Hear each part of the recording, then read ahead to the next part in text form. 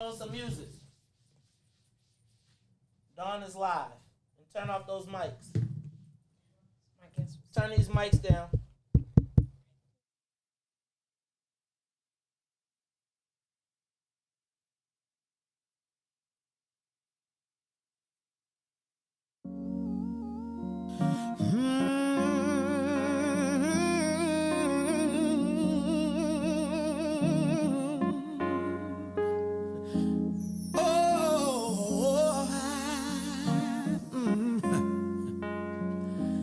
Can I talk to you, lady?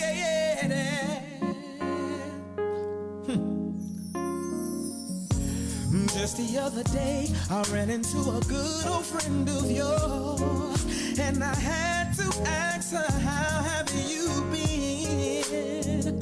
She told me you were engaged and happy. My heart fell to the floor, I know it should have been me, but I couldn't see you with no one else. But I'll believe it when I see you standing there. I'll believe it to tell you how I feel. Yeah. Oh, I can't believe it. Forever, baby. I thought I was invincible, no one could take my place. I still get funny feelings when I see your face. I know the love we shared was so real. In spite of all the ups and downs that we've been through, sometimes I wish I was there with you to share your world. You were my girl, I'm still in love with you. But I know you better off with, cause obviously it wasn't meant to be. I'm so glad to see you happy.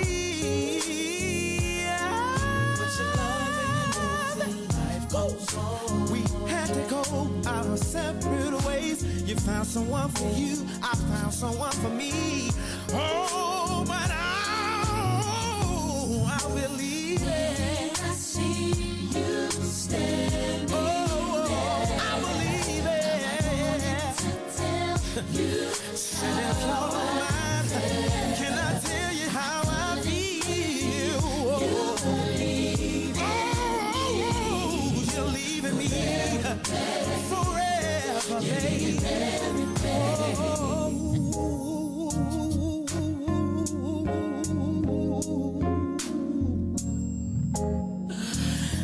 Please, baby, listen here. See, I got down on my knees and I began to beg the Lord, please don't let it be known. I love that woman. I love that woman. I see you standing there. Oh, tell you how can I tell you how I feel? You believe. Oh, I can't believe it. Forever, baby. Think it over. I see you standing there. Think it over.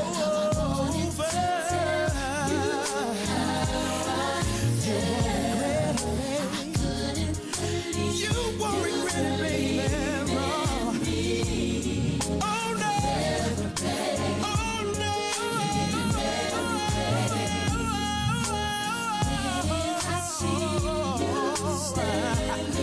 Lord have mercy. Said I gotta tell. If I don't tell, you will never know.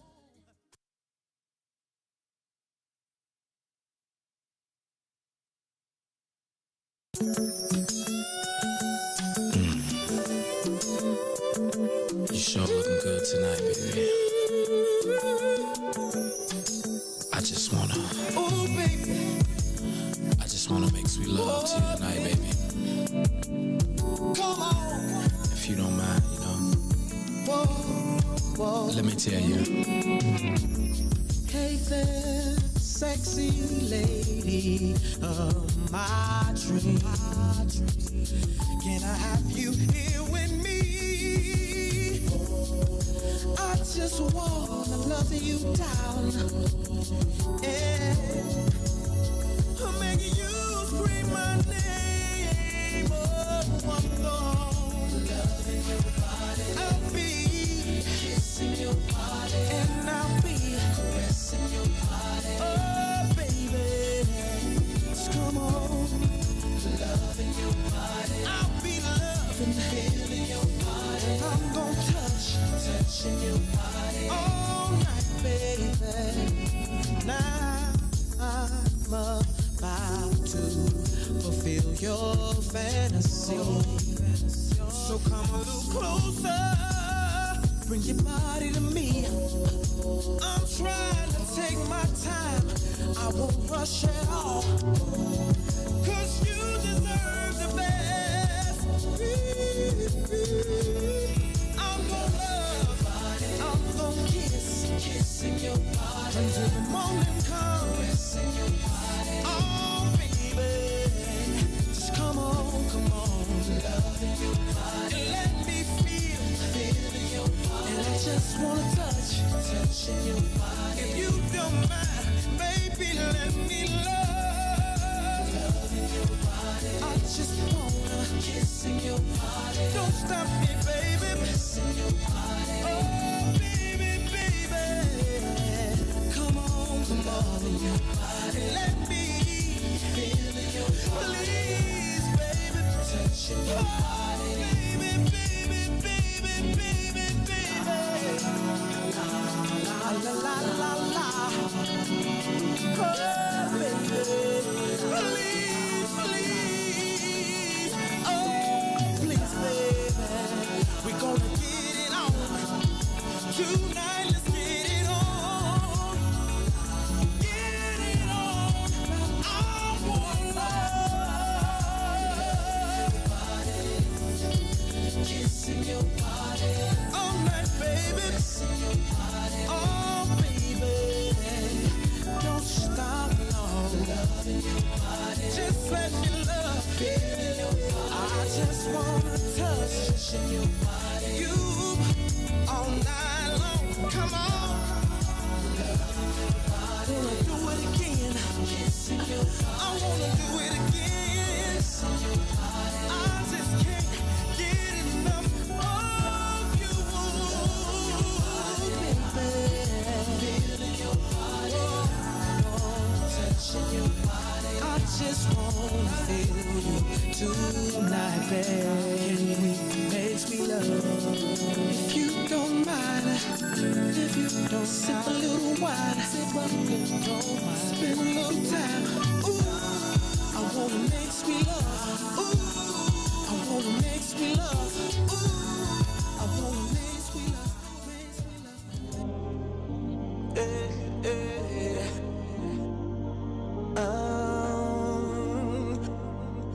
Good morning.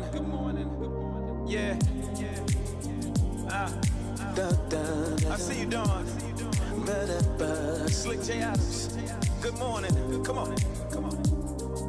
You're listening to the book of Dawn. Good morning.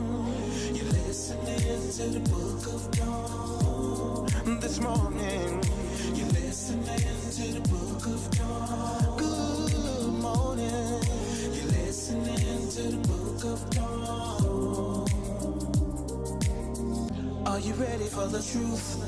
And nothing but the truth, so help you, Dawn. She's bringing it to you every weekday at 9 in the morning. So if you wanna hear the real, this is what you gotta do. Just log online and listen to Dawn speak her mind. Listening to the book of Dawn in the morning. You're listening to the book of Dawn this morning. You're listening to the book of Dawn this morning. You're listening to the book of Dawn. You're now tuned in to Dawn. Oh, sexy Dawn. What's in it for the black people media? Yeah. Come on, Dawn. you to help me snap, nephew. You know I can't snap. Right. It's like Milli Vanilli. You snap and my sound comes. Good morning. Good morning. Good morning. Good morning, sunshines. Good morning, nephew Ron. Good morning, TT. I'm going to say good morning. Y'all can't see her yet, but I'm going to say good morning, Amy. Good morning. You look fantastic. I can't wait to share you with these viewers and you telling us how to pivot for success. I hate that I couldn't read it before we had this interview, but I'll be more excited to read it after you kind of share with us the motivation for it. So today is Who's That Girl? And my woman crush is a lady who I had the honor of meeting many years ago and who I respect greatly as a mentor and am looking forward. We have had some conversations about her helping me pivot in the past. And I don't know that maybe I just wasn't ready. But I'm ready now. Okay. I guarantee you that. You're tuned into the Book of Dawn, live broadcasting from the What's in It for the Black People Media Studios. I am your host, same OG, new page in the Book of Dawn. Thank you for tuning in every weekday. We have another week, and then Saranara for the summer. Then we like facts.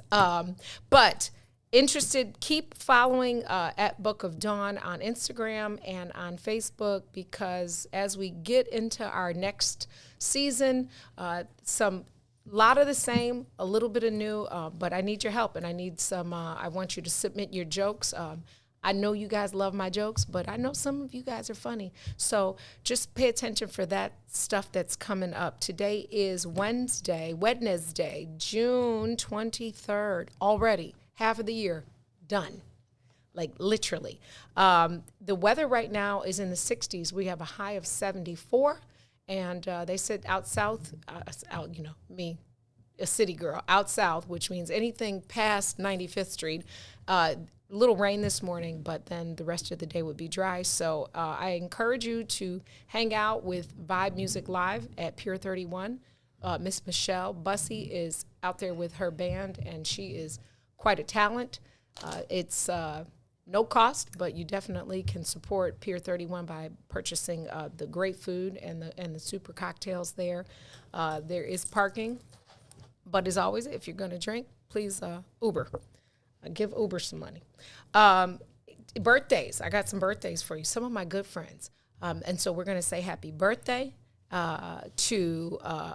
first, it is National Hydration Day. Every day for me as a champagne lover should be hydration day. Like I wake up in the morning, I drink 16 ounces of water because you're supposed to wake your body up. But so what they mean hydration as in water? Because you can hydrate yourself with anything. No, you can't. You dehydrate yourself with other stuff. Oh, really? Absolutely. Coffee, the coffee that I drink, that grande cold brew, is dehydrating me. It is working opposite of the water. So, yeah, liquor dehydrates you. Just because you're drinking and consuming doesn't make it hydration. So, like, juices like Hawaiian Punch and stuff, that's dehydrating? Look at you're going to make me, you're going to make me act like a TT for real in front of company. No, you're putting stuff in your body. That sugar is eating your insides out. Dehydrating. Yeah, absolutely. Water. And sometimes when I go too hard or I haven't done proper with my water, I do like Pedialyte, but you really shouldn't do that because there are lots of sugars in there. I think I told you a month ago or so, V8 now makes a vegetable hydration that's not nasty. It's not your regular V8, and there's sugar-free hydration in it. But the best hydration is water. Remember, when you get thirsty, you're already dehydrated. So get up in the morning, wake your body up, not with ice cold water, but with just some water. Get your insides going. Make certain that you put it in your phone or a reminder to yourself to drink lots of water. National Hydration Day. It's National Pink Day. I don't have anything on pink, but it's National Pink Day. I guess AKAs can go and celebrate. Now, is it pink for breast cancer, or is it just not the color pink? The color pink. These days, one day I'm going to have a Book of Dawn Day because I say so. You know what I'm saying? Yeah. We might have to do a comfort cake day. So, all we have to do is lobby. It's all about lobbying. Hey, I guess I did a thing yesterday. Oh, wait, and it's National Typewriter Day. You know why I love that? Because, what are you? Gen what? I'm a millennial. Okay. Yep. And then what's behind you? Gen Z. That's J, my baby. Is it Z? So y'all did you have a typing class? We had typing class. Nah. Computer. That's not a typing class. You know what you call that? The keypad. It was like a computer. It was like a lady. Oh, Mavis Beacon. Mavis Beacon. Oh my gosh. That's what I had. I had Mavis Beacon in grammar school. So, have you ever used a typewriter? No, not an actual typewriter. You haven't actually lived, honestly. I'm just going to throw that out there. As a person who wants to now, even more than ever, finish her book, something about that and that tape. You probably can't even really type if you didn't learn how to type and move your hand up. Now, see, I can type, but I have to look down. Oh, well, then you can't type. Mavis Beacon, Lord have mercy. I think I still have the one Ryan used. I think I need to re-download that. I think you do. You got some stuff you got to know. Now, I do look down for some things. And there's difference when you type on a Mac versus a Dell. It's a different swag. But if you don't know how to use a typewriter, I don't really think you should be in journalism or broadcasting or communications. Get a typewriter. They have them for sale at Goodwill. And type. Even the electric one. I'll let you use the electric one. I'll let you slide. But if you learn how to use that manual joint, clink, clink, it's just... I watched my brother struggle with one. Like we had to go to the public library, to type up our papers using the computer. But all the computers are like taking her down. And they had we got a typewriter room. That was back when I was in grammar school, so they still had one. So y'all was doing like Nick Saban. He was in there and... I saw how frustrating it was for him. I was like, you have to learn to type. That is going to be my personal mission while we're on break this summer. I'm going to get you a typewriter, and I'm going to show you how to type. I need to. Okay, I want you to. Evolve. You're going to be 30 on Sunday. Come on now. You're crossing over into non-millennial. You're about to be with the old people. Okay, I'm gonna teach you how to type. All right. Okay. So we're gonna say happy birthday really quickly to Tony Hatchett. Luther South Brave, Greg Jones, Joe Soto. You know who Joe Soto is? I'm speaking my age. He's a radio person now. Yeah, Joe to the soul, to the toe. Yeah, you remember to him, but I know. Okay. Phyllis Holmes, who is my cousin Ricky's mama, our Secretary of State, our current Secretary of State, soon to be retired, Jesse White, and Greg Chappelle, one of the homies that is in the KTLO crew. KTLO was the Keep the Lights On crew. He's supported our restaurants and our ventures, and so he was officially in our fraternity of KTLO. Happy birthday from the Book of Dawn. If you have birthdays, you didn't hear your birthday, it's because you didn't tell me it was your birthday. Still Gemini season, right? Yeah, I think Cancer starts. No. My brother, rest in peace, was a Cancer, and his birthday is Friday. So maybe it starts tomorrow. Nah. Yeah. My brother was a Gemini. No, maybe it was a Cancer. Yeah, I think it starts tomorrow. Ask Google. Ask the new Encyclopedia Britannica, a.k.a. Google. Yeah, let's find out. Let's find out. Let's be accurate. Jesse White birthday was... Yeah, and happy belated birthday to my favorite auntie, Antoinette Boyd. It was while we were on break, so I get an excuse, but I missed her birthday. My granny's birthday happened. I don't know the date. Okay, and my dad's birthday happened, and I don't know what day that is June either. 21st. Oh, it's Cancer season. It's Cancer season now. So we start when summer starts. On the solstice. Yes. I didn't know that. It's special. Things that make you say, oh, you are summer babies. Yep. Whatever. It means your parents were having sex at Thanksgiving or shortly before the Halloween or something. Halloween might have been a frightmare. Who knows? I don't know. We have to count backwards. I want to think about that. Word of the day comes from the old French 14th century. It's a verb. It's spelled Brugeon. It's pronounced burgeon. It means begin to grow or increase rapidly, right? And so I will just put this in the atmosphere.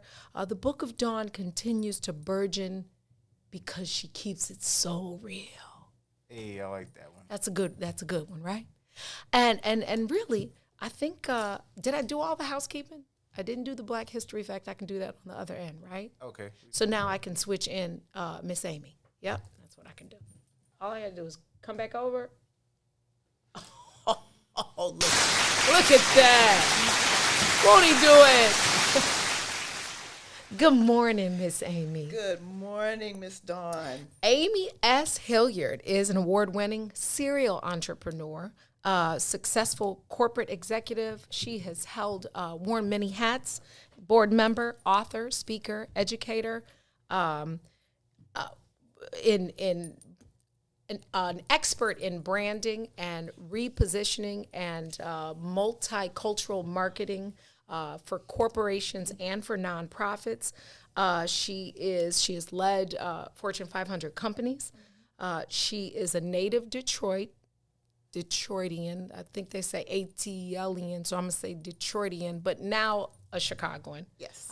She will always, the Motor City will always be in her heart, but she is one of ours. So I will be giving her that Chicago test before she gets out of here. Yes. You know, there are certain things that you know about a person from Chicago by where they shop or what they call certain things. Now, you were born in Detroit, so you might kind of teeter, but I still think you've been here long enough to for us to give you that test. A graduate of Howard University. What are those? The Bisons? Yes. Okay.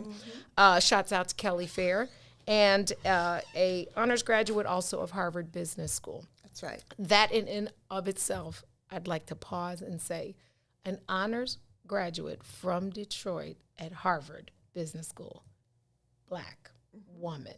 Yes. That would be That's quite. We could leave it right there. We could drop the mic right there. Let's pick it up from Detroit. Tell us about your upbringing in Detroit and how you landed at Howard and then Harvard. Well, I am a proud product of the Big D, Detroit. Yes. And I grew up with 3 sisters. Okay. And my parents made sure that we were proud of what we did in Detroit. And we lived in an area that was mixed, which meant that we lived in an area where there were working class people who were working to better themselves, worked in the Ford plants and the GM plants, but also educators. And it was a great place to grow up. And so we saw all kinds of people, all kinds of entrepreneurs, as well as folks who had jobs and who just wanted to do well. But our neighborhood was one where people kept their houses very well manicured lawns. Everybody was like, okay, that lawn isn't done. And somebody would say, okay, they need to mow their lawn. Right, you know? right. But the thing that was also great is that we lived within walking distance of Motown. Oh, gosh. So I could walk down 5-6 blocks and stand in front of Hitsville, USA. That house. That house. I went to a funeral there in Detroit 3 years ago. LeVan Hawkins. Okay. And the funeral, the church or the facility that the funeral was at was right next door to it. Right. It almost brings tears to your eyes. It's so much of who we are. I mean, really. Well, I grew up with that history. Yeah. I mean, when I would walk by the Hitsville place, because there was a beauty parlor, a beauty salon, you know, in one of those homes that my mother used to take us to. And so I'd walk by there and the Temptations would be hanging out. Smokey be hanging out with the Miracles, Stevie Wonder, and all those Cadillacs and whatnot. I was like, oh, wow. Yeah. What a thing to hang out with, right? Yeah. And Aretha Franklin's house was on the way. Wow. To Motown. Motown. Yes, and I'd walk by their house.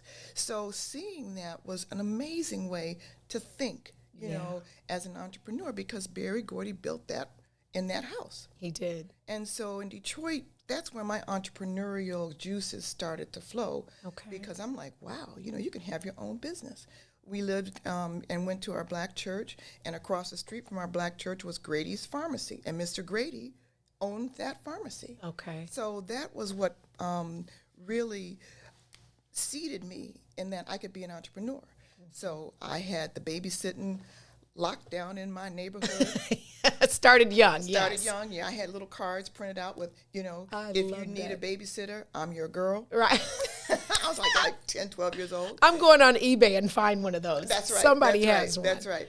And then also, I used to take rose petals from my mother's garden and soak them in water and put them in the little bottles that you would get at the 5 and 10 store and sell them for 10 cents. Amy, as you perfume. do know that people are doing that right now, making a lot of money. I wish you had making forever roses and perfume, rose water. Rose water. I didn't know, but I was selling it then.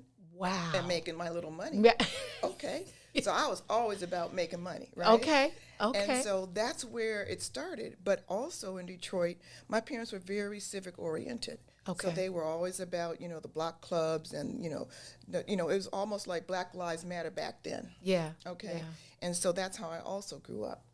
And so that was seeded back then as well, to be about your community. Yeah. Always. Which is, Always. yeah, I don't know how we're going to get that back, but we're going to have to get it back That's because we knew we mattered, even though there was a struggle. Right. We were accountable to each other on those blocks. And that's really, I think, where the demise happened, is when we stopped holding our neighbors accountable. That's right. For even just their yards. That's right. Because we are a block. That's right. You don't have a house on an island. You have a house in the middle of the block. And That's right. And what you're going to do is your yard. That's right. You're going to keep it up.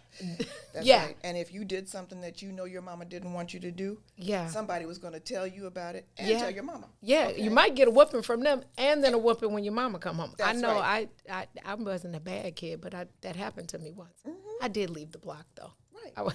I deserved the whooping. We're going to take a break and come right back. We're going to talk about how we get to Howard, how we get to Harvard, and then one of the, I think Fashion Fair is a huge part of your story, but I think the biggest part of your story that I want to share with people about that spirit of entrepreneurship that was born and seeded in you in Detroit became Comfort Cake. Okay. Because that really, you've had great jobs, you've been well compensated, but that really began you living in your passion because of your love of nutrition for your community.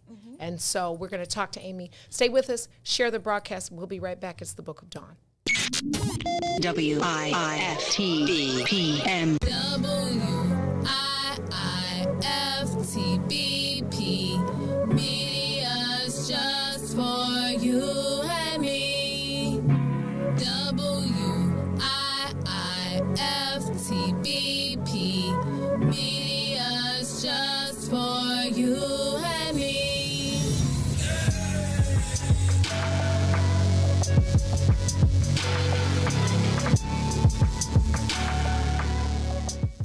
If I tell them to blow, I keep that metal close.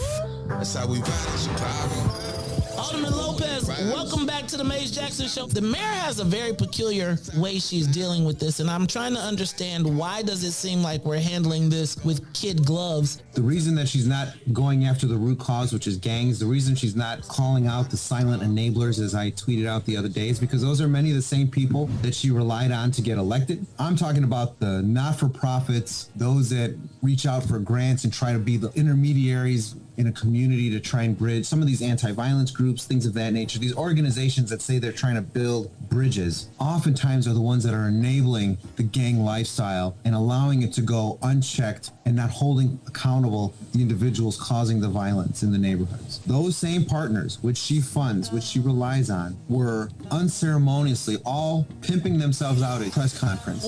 Saying nobody said a word about gangs, but what they did say is that we need more money for the programs that we offer to help stop the violence. And clearly for more money to go to organizations that are working against the residents of the city of Chicago. Alderman, how did y'all approve $37 million to go to one ward for violence prevention? $37 million? I don't think there's been a $37 million investment in anything black when these amendments to the budget and when these programs come before us, and I've asked the last time that these were proposed by the administration, what metrics are we using to ensure that everyone with their hand out was not still enabling gangbangers in the middle of the night? And then oftentimes have intervened on behalf of gangbangers, particularly in the Latino community. When you see in other communities, like the Black community, when you start doling out contracts to, say, Metropolitan Family Services, and now they're responsible for doling out to organizations to come into neighborhoods like, for example, West Englewood, contract out to organizations that have no connection to a community, build no bridges to a neighborhood,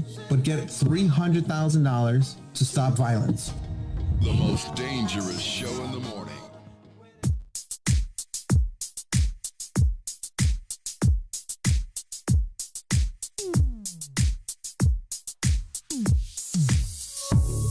I don't know what you did, but you did it right. Girl, you make it look so easy. Everywhere you go, heads turning left and right. Can't say you a dime, you're a 20 piece. Cause girl, you're the reason I be acting funny. Everything in me telling me don't let you get away. And all the guys looking like they wanna love you. Every day I'm your body, got not over my dead body. Why you gotta look so good? Why you gotta look so good? Why you gotta look so good? With your hair done, nails done, when you put that grown on. Why you gotta look so good? With your hair done, nails done, when you put that grown on, girl, why you gotta look so good? I can look and see you're not an average chick. You're shutting it down everywhere you go. Girl, I want you as bad as I want a check. Cause you're sexy from head to toe. Girl, you're the reason I be acting funny. Everything in me telling me don't let you get away. And all the guys looking like they wanna love you. Every day I'm your body, got not over my dead body. Why you gotta look so good? Why you gotta look so good? Why you gotta look so good? With your hair done, nails done, when you put your grown on.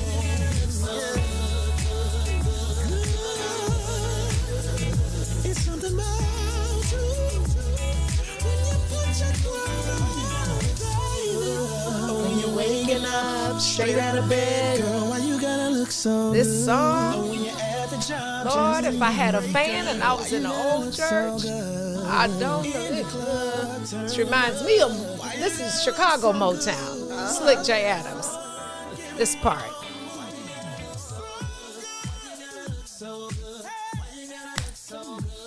Dawn, you know you be killing it when you be putting your grown woman on. I just remix all the songs. Can't sing a lick, but that's okay. Welcome back. You're tuned into the Book of Dawn, broadcasting live from the What's in It for the Black People Media Studios. Liz Vincent said, "Hi, Amy." Hi, Liz. We talked a little bit before the break. Amy shared with us her early ability to see what was happening right in front of her. Accountability, which is huge in business, which is, I think, a lot of your success comes from your integrity, because you watch the integrity of the community in your block and of those great musicians and in the spirit that your mother raised you in Detroit. And then how you started your businesses young. I'm still tickled that rose water is now a thing, and you were doing that before they were selling rose water for $6 for 2 ounces. Then you go, you matriculate in Detroit, I'm assuming public school systems. Oh, totally. Okay. And you go to Howard. Was it a conscious choice to go to an HBCU, or was that, where did that choice come from? It was totally conscious on my part. Okay. My parents wanted me to go to Michigan State because I had a 4-year scholarship to Michigan State. Okay. And so I did well in school, and I had that scholarship, but I wanted to go to Howard. Okay. I had, several family members that had gone there, and my parents were like, well, that's very nice, but you have a scholarship to Michigan State. Sure. So unless you get a scholarship to Howard, you're going to Michigan State. And I was really, like, okay, how am I going to get to Howard? And so I was really thinking about that, and I had a teacher at my high school, Cass Technical High School. Okay. And that was my speech teacher, Mrs. Burgess. I'll never forget her. And so she noticed that I was really, intense about something, and she said, well, Amy, what's going on? I said, I want to go to Howard University, and I need a scholarship. And so she said, well, let's get to work. Oh, gosh. Let's get to work. And she researched scholarships for me. Oh. And she found a debate team scholarship. Are you serious? Yes. Just like the movie The Great Debaters with Denzel Washington. Yes. That was me. Oh, wow. That was me. That's fascinating. Yes. And so I got a debate team scholarship. And so I was there and doing debates all over the Southeast with our team. And that's how I got to go to Howard. That is fascinating. It was. It also makes now hearing that piece of the puzzle, I understand how you were able to hold these positions. Debating isn't bad. No. It's conversation, it's dialogue, and you learn a lot. Oh my goodness, because to debate, you have to really listen. And so the success of you being the previous president of Fashion Fair Cosmetics and, executive positions at Bloomingdale's and all of the stuff that you've done in business, being able to listen so that you can really teach people how to tap into certain markets was probably born in that debate process. I'm glad you said that because I love to debate. And some people think that's an argumentative trait, but it's really not. I think people that think debating is arguing are people that feel a little bit insecure about their ability to listen and then give you a response. You don't have to agree with me. No, but you do have to know your facts. Absolutely. And that's the difference with debating. You can't just argue. Yeah. You have to have facts. You have to have receipts. Yeah. And then you can really share your point of view, but you have to do it strategically. And that you're absolutely right. It gave me the ability to present a point of view with facts, but listen so that it could be accepted. Yeah, yeah. And then when they present you with a non-factual retort, no. Like, let's, like you said, let's show me the receipts. Right. So, so nephew, when it is really, the art of debate is lost, probably right at your generation. Yeah, because in my generation, they start to believe that an opinion is a fact, and it's not the same. True. And then social media doesn't help. Social media does not help with presenting facts. No, not necessarily. No, it doesn't, because it's like, this is what I feel, and this is what I saw, and then by the time, and it's repeated 40 million times, and then it becomes fact. Yeah, people they confuse their perceptions with facts. Absolutely. Right. Absolutely. He's such an old soul. So, okay, Howard Bison, you graduate. Right. Did you go right away to business school? No, that's another funny story, and it's in my book, because all of my friends, and I was politically active at Howard. I was on the Liberal Arts Student Council with Congressman Elijah Cummings. Oh my goodness. He was a class ahead of me, and he was the president of the Liberal Arts Student Council, but I was on the Liberal Arts Student Council right with him. Oh my gosh. So we worked together. Now that's real Black history. Oh. Yeah. Oh. Wow. He's so powerful. He was amazing even back then. Wow. So, being able to work side by side on political issues with him and other people, and a friend of mine who was also in the Liberal Arts Student Council. All my friends were in law school, and I majored in business. I minored in business, and I majored in home economics, of all things. Wow! Because I wanted to be a buyer in retail, because I liked fashion. I was on the teen fashion board in Detroit at the J.L. Hudson fashion store. And so I majored there in home economics, minored in business, but all my buddies were going to law school. And I'm like, well, I don't want to go to law school. Right. And so the dean of the business school took a liking to me, and he said, well, Amy, why don't you think about getting your MBA? Okay. And so I'm like, well, okay. He said, you can always do whatever you want to do in business, but the MBA will give you flexibility. True. And so I'm like, okay, that's a good idea. So one of my buddies, and he's in my book, Jeff Simmons. Okay. He said, well, Amy, if you're going to apply to business school, let me give you a bit of advice. He said, start at the top. Well, you didn't. You started. Apply. Say less. Yeah, and it's a strategy I've used the rest of my career. He said, if you want to do anything, start at the top. Apply to the top 10 business schools. If they tell you no, apply to the next 10 business schools. But always start at the top. I like that. Oh, it was a phenomenal strategy. So I started applying to the top. And at the time, Harvard was number one. But I applied to Harvard, Stanford, Wharton, Columbia, all the top 10 business schools. And so, I didn't get into the number schools like Stanford and Wharton and whatnot because that wasn't, numbers was not my thing. But Harvard gave me what is called a deferred admit. Okay. And so, but when I read the letter, I opened it up and it said, from Harvard Business School, you have, and I'm reading it to my parents at the time that I'm reading it. Okay. And so this was I graduated from Howard in 1974, and I thought I was going to be going to business school in 1974. Okay. So I'm reading the letter. I'm saying, Dear Amy, you have been accepted to Harvard Business School, the class of 1976? What? 76? I was furious. I'm like, what do you mean 76? We think that you are going to be a great addition to the Harvard Business School, but we want you to work for 2 years. And we want you to take a statistics class to strengthen your numbers. I was like, what? What? My parents had to, calm me down and everything. And then I said, but you have been accepted to Harvard. To Harvard. So calm down. Yeah. How many of us can say that? That's right. Yeah. So after I calmed down, then I said, okay, now I need to get a job.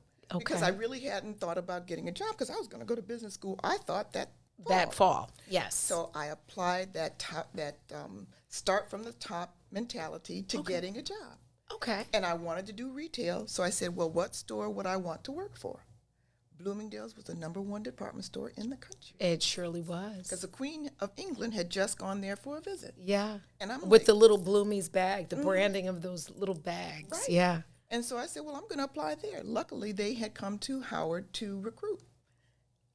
Wow. And so I got a job at I got the first interview at Bloomingdale's at Howard, and then they brought me to New York to interview there. Okay. And so they were excited. They gave me a job, and they said, well, we think you'll be great in the men's sock department. I was like, socks?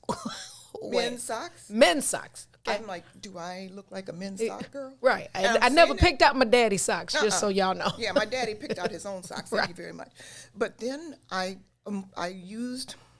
thought about when you're in a situation where you know you want something else, but they're offering you Bloomingdale's. Now, someone would say, just take it so that you can start there. Okay. But I was filling out the paperwork for human resources. Okay. And I just said, while I'm here, let me just ask a question to the HR manager. Okay. I said, since I'm here in the store, would it be possible to get an exploratory interview with a designer dress buyer? Since I'm here. Wow. What? Right. I mean, so let's pause right there. What I wrote start at the top because I know personally, you already diminish your ability and your capacity because you always think, oh, I can't do that. I'm gonna go right here because it might be easier. Mm-hmm. So I've already written that down as one of my takeaways from today. What gave you the wherewithal and the courage to ask that question when they could have said, okay, well, how about you just don't work here? What gave you the courage to ask that question? Because I always think of what is the worst they can say. They already had given me the sock assignment. Okay. They weren't going to take that away from me. They were going to tell me, if you want to work here, you have to start in socks. Okay. So I would have been there in socks. Okay, gotcha. So I said, what's the harm? Since I'm already here in New York, you already brought me here. And the thing that is strategic was the use of the word exploratory interview. Okay. And I've always used that strategy as well, because when you say exploratory interview or exploratory meeting, you're not asking anybody for a yes or no. You're just saying, can we just explore the possibility? Okay. So that takes the edge off of the meeting. It takes the edge off of the interview, because let's just explore. And the expectation, right? Okay. So we're just exploring. Okay. And so the HR manager said, well, let's see. Okay. And she called up the designer dress buyer, and she happened to be in. Oh, wow. And then God is so intentional. And that's the other thing. I'm a woman of faith. Yeah, God is and so I intentional. said, if it's supposed to be, God will make it happen. He will indeed. And that's what gave me the courage. Okay. And so she happened to be in, and it was Miss Elaine Monroe. Oh, okay. And so I went up to her office, and let me tell you, the designer dress area in Bloomingdale's, you're talking Halston, Bill Blast, Givenchy, all the big boys, Oscar de la Renta, all of them. Yeah. And so she brought me to her office, and we got along great. Oh, I love that We got story. along great. And Elaine Monroe, Miss Monroe, who I was told to always call her. Yes, of course. She picked up the phone and she called HR. She said, listen, I don't care what the policy is for new assistant buyers at Bloomingdale's. I want Amy to work for me. Make it happen. Click. Boss. Boom. Drop the mic for real. Yes. And so there I was, straight out of Howard University. And in 2 weeks, I'm on 7th Avenue making the rounds with Miss Monroe. Wow. Yeah. A lifetime for some people that never get there in fashion. I mean, really. Yeah. It was amazing. And then one last story about that, because it pivots right into Fashion Fair. So we are getting ready to do the rounds for the fall fashion season. And we had Halston was getting ready to show. Okay. And so Miss Monroe said, Amy, go down to the Halston show, on the showroom on 7th Avenue, and get our seats, because I have a meeting with the senior VP, and I'll meet you there. I'm like, okay. So I go to Halston's showroom, and I go to the front door, and I said, I'm here for the fashion show. And they took one look at me, and they said, oh, deliveries are in the back. Oh, Amy, I'm so glad God gave you the different spirit of this cussing saint over here, because nephew, okay, look, I'm on a cliffhanger. He's gonna hit it. What did you say? I said, excuse me, I'm Amy Hilliard, the assistant to Elaine Monroe at Bloomingdale's, and I believe our seats are in the front. Again, mic drop. Okay. And he said, oh, you're Miss Monroe's assistant? I said, yes, I am. Yeah. Well, your seats are definitely in the front. Come with me. Yeah, bruh. Yeah. So he ushered me to my front row seat, and I'm sitting there in the front row. A few minutes later, this bejeweled, beautiful black woman comes over to me, and she said, young lady, you are sitting in the front row of Halston's fashion show, and I do not know who you are. That woman was Mrs. Eunice Johnson. No, Fashion Fair Johnson. Mrs. Eunice Fashion Fair Johnson. Okay. Now, at the time, Mrs. Johnson was a very respected customer in all the fashion world because of the Fashion Fair fashion show. Sure. She bought all those couture fashions. She didn't rent them, she bought them. So they treated her royally. Sure. And she said, I do not know who you are. And I said, oh, Mrs. Johnson, I know who you are. Oh, my God. Oh, my God. Kiss the ring. You are Ebony and Jet and Magazine Fashion Fair. Oh, Mrs. Johnson. And I told her why I was there. And she said, well, young lady, I'm so proud of you with your retail job. But let me tell you one thing. Today, you are going to see history. All the black models in this show, because at that time, the black models were all the rage. Okay. All the black models in this show are going to be wearing Fashion Fair cosmetics for the very first time. Wow. Mr. Johnson and I made our own line of cosmetics because all the big cosmetic manufacturers, Max Factor, Charles Revson, would not make them for us, and we asked them to. So you will see them on their faces for the very first time. Very first time. Wow. That's huge. Clearly that relationship grew because at some point you left Bloomingdale's and began to work with Fashion Fair. Well, that was 40 years later. Okay. But I never forgot that. And I kept in touch with the Johnsons, and over the years after I had done other corporate things, even after I started Comfort Cake. Mm-hmm. When Linda Johnson Rice asked me to come over to run Fashion Fair, you know, I told her, I said, Linda, you know, I'm doing this for you, but I'm also doing it for your parents. Mm-hmm. Two important things I want to spend a little bit of time on. First of all, your poise. I think what I have learned from you, and what I hope others will learn from this interview and from purchasing this book. By the way, it's available on Amazon.com. Is it sold anywhere else? Yes, BarnesandNoble.com. Okay. And should be on BooksAMillion.com. And it's getting into bookstores now, too. Okay, good. And this is a first press, just so you guys know. Yeah. What I have realized through just this conversation that I knew, but I hadn't heard it out loud, is the strength in maintaining relationships and the integrity of them. It appears that your success comes from listening and maintaining the relationships with the business dean of business, you know, with the debate, you know, with the speech teacher in high school, Fashion Fair. Can you share with us how valuable not tarnishing the integrity of a relationship is? It is critical. I don't burn bridges, ever. You know, I really try not to ever get into that mindset, because you never know when relationships are going to be coming back for you. Sure. And I want to give to relationships, you know, because you never know when people will need you, or when you're going to need them, or when it's just going to be a good thing to have. Mm-hmm. And I just think that it's important. And my father really taught me this, you know, because he was the one who could talk to anybody. Mm-hmm. You know, and he could talk to, you know, the guy who would be, we had an alley behind our house, and the junk man would come through the alley. Okay. And he would always, how are you doing today, sir? Yeah. And he would call the junk man sir. Sir. Oh, yeah. How are you doing today, sir? Because he is a sir. Because he is a sir. Yeah. And yet he could always talk to governors. He traveled to Japan. He was in the Lions Club, and he traveled to Japan. So he could talk to anyone. And he was very, as I mentioned, civically oriented. He worked on mayor's campaign for the first black mayor in Detroit. And I used to watch how he would interact. And my mother could talk to anybody, too. Mm-hmm. I mean, my mother, whenever she went anywhere, it was like, hi, Amy, but how's your mom? Right. You know. right. You know? And so I learned from my parents about relationships and friendships. Mm-hmm. And so I've always just thought that was important to maintain. You know, it's a lesson, and for 10 seconds, I just wanted to marinate. It doesn't matter how much money you have in the bank.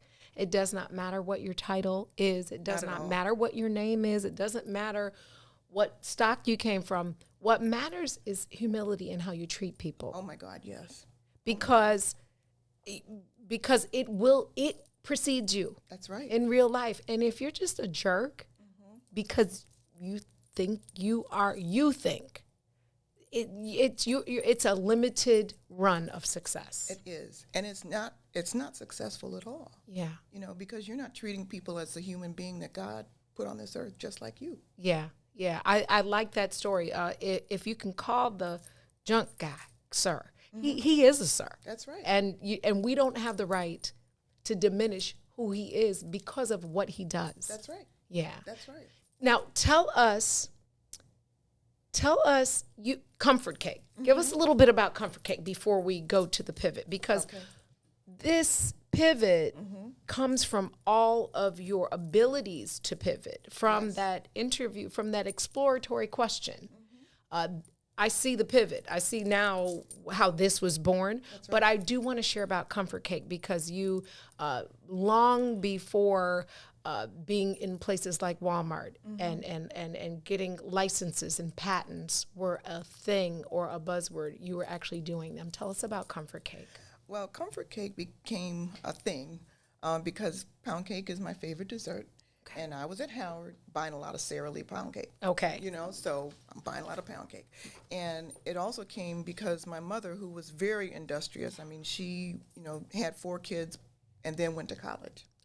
Okay. Amen. Okay. And she was an entrepreneur. She had a nursery school in our basement, a co-op nursery school, so that we could get a good education, and all the mothers put in so we could hire a good teacher. Okay. But I saw that too. And she was a great cook in some ways, but she had certain recipes she cooked all the time. Okay. She made one kind of cake Okay. The 1, 2, 3, 4 cake that mothers know about. Okay. And you just change the icing, depending on whose birthday it was, whose holiday it was. And so I said, well, if my mother could make one cake really well, I can make one cake really well. Okay. And I learned how to make pound cake. Really? So I studied it. I learned it. I, collected recipes until I had a pound cake recipe that I loved. Okay. And I brought it to every bake sale, dinner party. I was always making that pound cake. And people kept saying, girl, this isn't so good. You should put it on the market. Girl, you really should put it on the market. Okay. I said, if one person tells me again I should put it on the market, I'm going to put it on the market. And that happened when I got to Chicago. Okay. I'm at a block club, party on the block. And this one woman said, I want to buy this cake. You should put it on the market. And I'm like, okay, I'm going to do it. Yeah. I was working for Soft Sheen at the time. Okay. Now, I had been, at Gillette, at Pillsbury, and I was the senior vice president at Soft Sheen. Okay. I had raised money. I had, launched multi-million-dollar brands for major corporations. So Sure. I knew how to do that. Sure. And I had to sit back and say, how many more times am I going to do that for major companies versus doing it for my own family? Yeah. Yeah. Now that when we get into pivot, so you having there's fear. Oh no. When you take a step like that. Absolutely. But you push past that. There's faith too. There's faith. That part. So I had to hire somebody to write the business plan for me because I was still working for Soft Sheen. And I said, write the business plan. Then I had to come to the decision point because Soft Sheen was talking to me about my career trajectory. We want you to stay there. We want you to think about becoming president and all of that. Mm-hmm. And I had to sit on my porch. I had a big house, in Kenwood that, I was a single mother by the time, but I knew that house had a lot of equity in it. And I'm like, what am I going to do? I'm sitting on my porch. I had a porch swing that I loved. And I'm sitting on that porch swing and I'm just, what am I going to do? Because I had to make a decision and tell L'Oreal, who had acquired Soft Sheen, what was I going to do? Okay. I was crying because I'm like, what am I going to do? What am I going to do? And I heard God talk to me for the very first time very deeply. He said, take my hand and do comfort cake. Oh, gosh, I got chills because I talked to him, and I know that voice is real. That voice is very real. Yeah. And my neighbors were walking by. They're like, Amy, are you okay? I'm like, I'm okay. I'm okay. Right. And so I went inside the house because I didn't want them to be upset. I sit on my steps, and he told me that again. Mm-hmm. He said, Amy, take my hand and do comfort cake. Mm. Yeah. And that's when I knew I was going in there on that Monday and resign my job. Wow. And I was going to do it. Now that's faith. And that was faith. Yeah. That's the substance. Right. Yeah, that's faith, what most people, they never manifest because we always, Reverend Winston said it best. He said, God created the earth in 6 days and then he put man in it. He said, so the provision was there. Right. You have to walk in the mission. You do. Yeah. And God really wanted me to walk in the mission because after I had the business plan done, I went to all the banks in Chicago and nobody would give me a loan. Wow. They said, a pound cake business, that's a cute idea. That's a cute idea. That's cute. That's cute. Come to us when you have some customers because that's a really cute idea. I said, listen, I'm not trying to be cute. Right. I'm trying to put 2 kids through college. Yeah.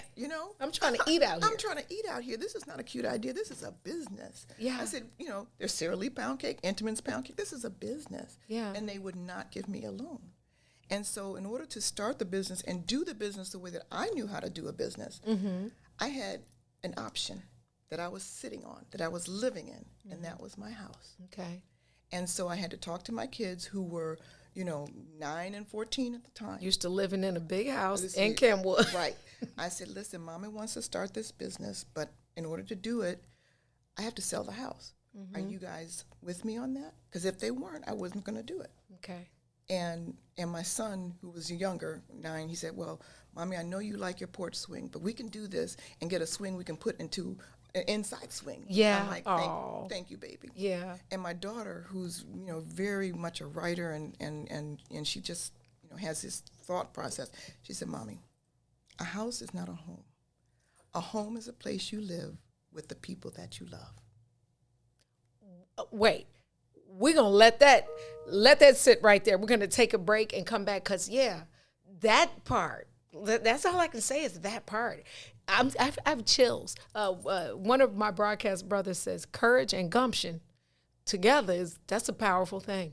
Yeah, we're gonna pivot after the break when I tell you one of my funny jokes. Stay tuned. This is the Book of Dawn. Please share. Hey, if you're an entrepreneur out there and you're scared, but you know that God gave you something, I just put the thread in there. Get the book and listen to the rest of the interview. We'll be right back. WIIFTBPM. WIIFTBP. Media's just for you and me. WIIFTBP. Media's just for you and me.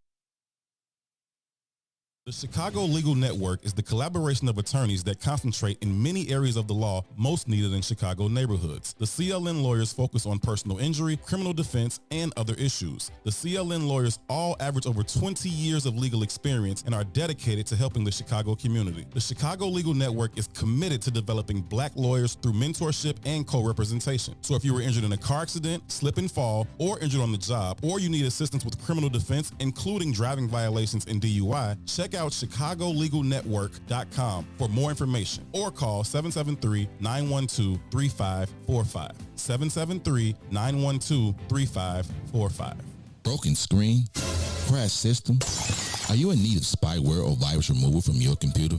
Well, contact RPC Computer Repair in South Shore and let us help you with all your computer repair services and print needs. Need office or print production services, copies, scans, fax, or even notary service? Then stop by and support RPC Computer Repair and Print Shop located 1741 East 71st Street in the 71st Street corridor, newly revitalized South Shore areas, and let RPC be your one-stop shop, where we believe RPC is your PC. RPC Computer Repair is also a UPS access point where you can drop off and pick up your important packages. So let RPC be of service to you.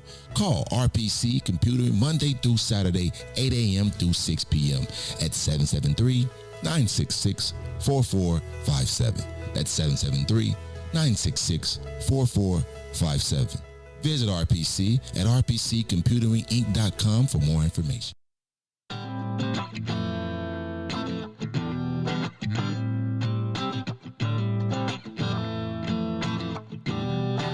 Steve Stanley.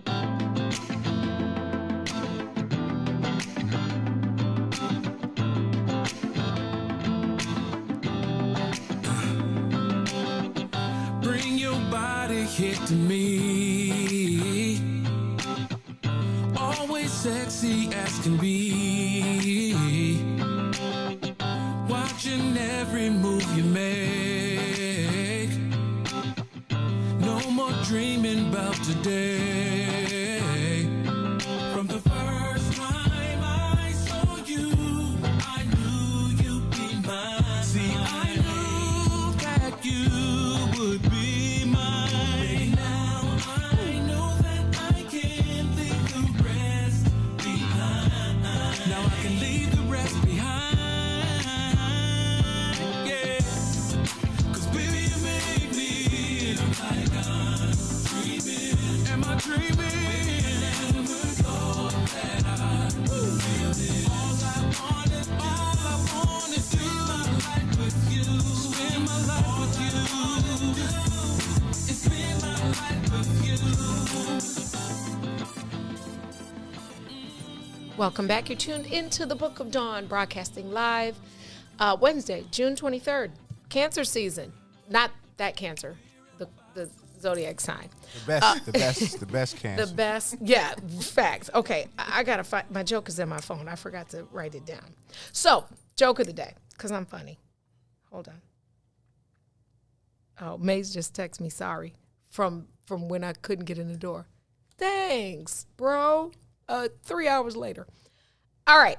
Joke of the day. Yesterday, let me tell you my joke yesterday. I said, what kind of tea is hard to swallow? And everybody was like stumped. And I said, reality. That's good. Isn't that good? All right. So what? Let's see. Let's see. This is easy. So I'm going to have to do two. What's red and bad for your teeth? It's mean. It's mean, but it's funny.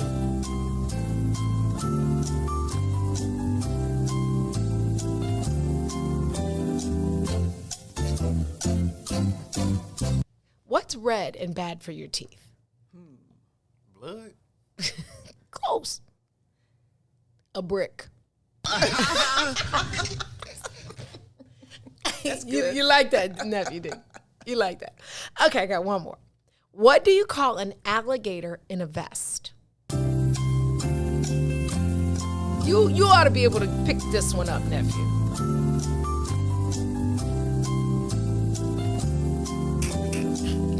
I'm so funny.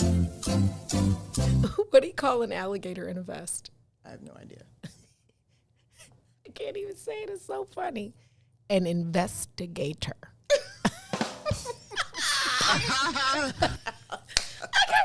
Okay. Dawn, what's my score? Dawn, like 4,529, and you have 40, like 30. Yeah, I'm getting there. Yeah, I'll give you 100 just cause.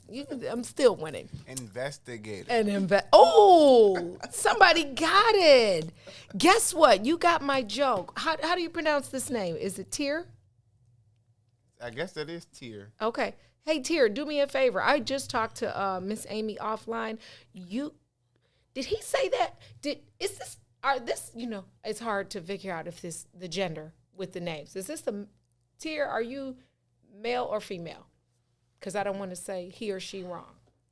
But what I want I'm guessing this is because I go to the page. That's the name of the designer. Okay. So it's just I might be a woman. Okay, so you put that answer in there before I answered. Because you did that, can you inbox me your real name and your mailing address? I just shared with Amy during the break that we were going to figure out how for the Book of Dawn, because that's what I do, is read, to get some autographed copies from Miss Amy. Yeah, because I was going to ask you, can I get that one? Well, I'll do that for you just cuz. But, so yes, Tyr, can you, okay, it's a guy. He's a guy, and that is his business page. Okay, Tyr, I need to know your name and address so that I can order the book for you, get Miss Amy to sign it for you, and get it to you. There you go. Nephew, you got the other one. I said, what did I say? We do 5? 4? Go for it. Okay, so we'll do 5. We will come up with the other 3, how you get the other 3. You know what? Toussaint will be one of them. He's a serial entrepreneur, and he's very engaged in this conversation. So really, there are only 2 left, but we'll figure that out later. We paused at Comfort Cake, coming to Chicago, being told that's a cute idea, right?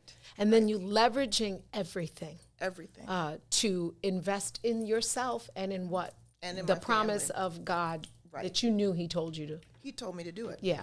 And that faith has sustained me through the ups and downs of the business. Okay. And Comfort Cake, we got everything started. We, got my recipe commercialized. And, I have stories if, I ever just do Comfort Cake and talk about, what do you have to do? I have one of my consulting clients now who's starting a food business. And, there are ins and outs that you really need to know about a food business. You don't ever give anybody your recipe and just say, do you think you can make it as a, co-packer? No, you get an NDA and make sure that legally they can't take your recipe.